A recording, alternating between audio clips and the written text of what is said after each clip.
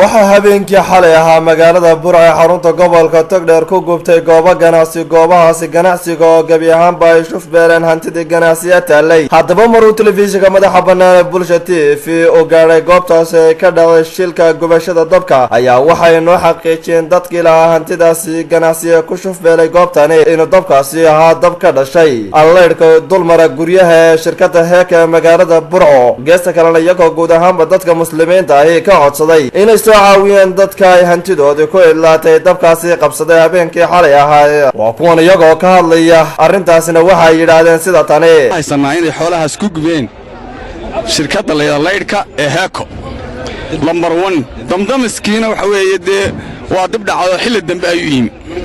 markaa waxaanu leenahay dawladdu feejigo kii dahabshiil waliba baa yimi maanu mahadnaqayna. waxaanu leenahay dawladdu waa inay keentaa damdamis. dawladdu waa inay keentaa damdamis oo halkaa dadaal ay dawladdu ay dadaal ka muujisaa. waxaanu leenahay dadweynuhu dadku waa hurdeen xil dambe ahayd, laakiinse wax halkaa waxa ku gaadhay khasaare weyn aad u ballaaran.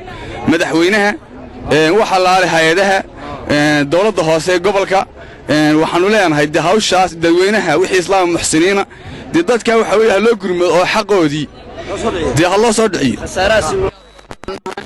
wax walba way naga jireen, laakiin wax dad wax naga noqday ma jirto. alxamdulillaah rabbil caalamiin. laakiin waxa soo dhan cilad lahaa shirkadda leydhka ayaa lahayd sababta heeko aad iyo aad baan ugu xisay. si kastaba ha ahaatee maaha markii ugu horreysay u goobo noocan oo kale ay ku idlaadaan gubashada dabka leydhka. waa maxamed cali axmed maxamed kaabe, wararka telefishinka madaxa bannaan ee Bulsha TV magaalada Burco.